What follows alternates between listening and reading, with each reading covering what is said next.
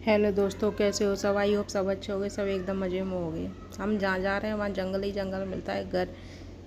गर्मियों में तो शायद सूख जाता है क्यों पानी की कमी रहती है, लेकिन बरसात में जाओ तो इतनी हरियाली रहती है, देखने लायक है। रास्ते में इतना मज़ा आ जाता है चलते चलते।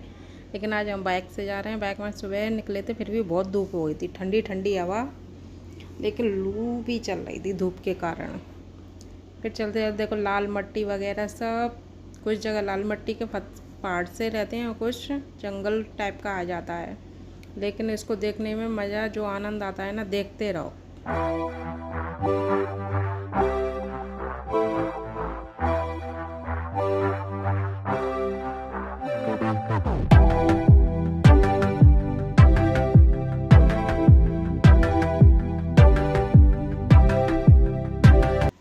धूप और लपट के कारण मैं चेहरे को कवर किए थी, फिर भी धूप इतनी लग रही थी, ये लग रहा था कि बिल्कुल 5 बजे निकल जाए तो सही रहता है इस गर्मी के मौसम में।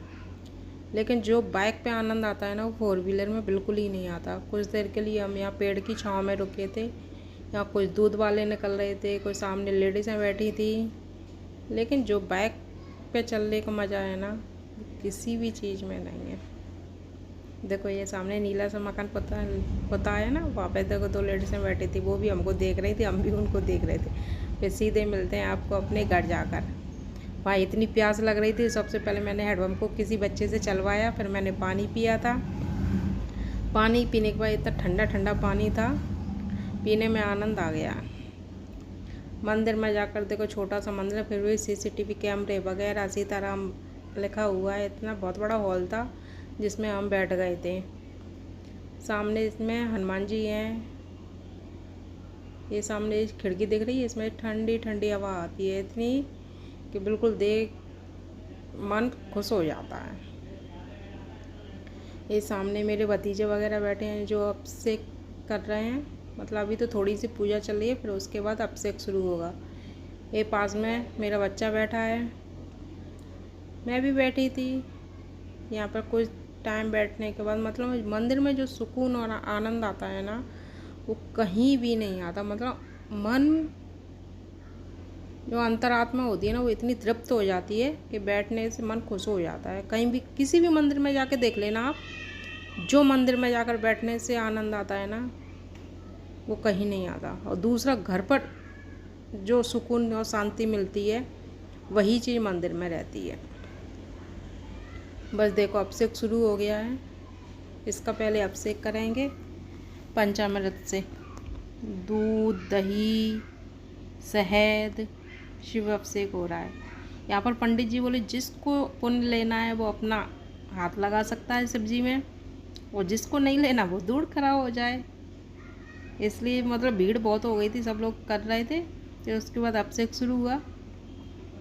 अभिषेक भी धीरे धीरे सभी ने किया था, एक एक से, क्योंकि पंडित जी सारंगी लेकर नहीं आए थे, इसलिए कलश से ही अभिषेक करवाया था उन्होंने।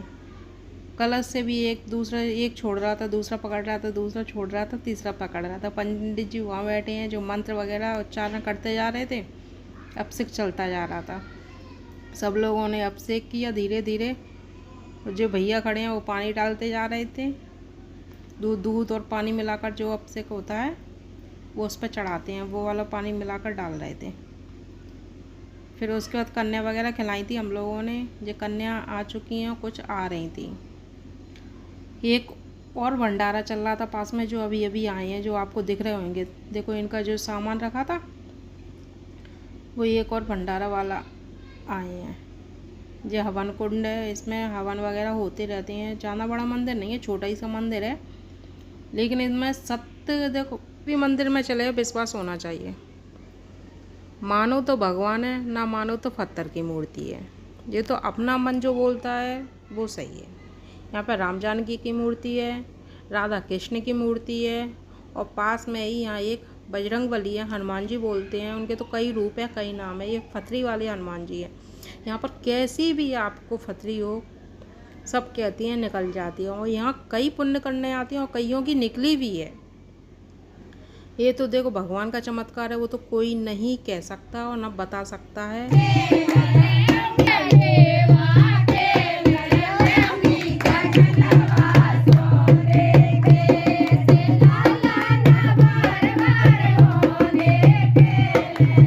फिर उसके बाद गाने होते हैं। हमारे यहाँ गाने वगैरह ऐसे ही होते हैं जैसे आप देख रहे हो।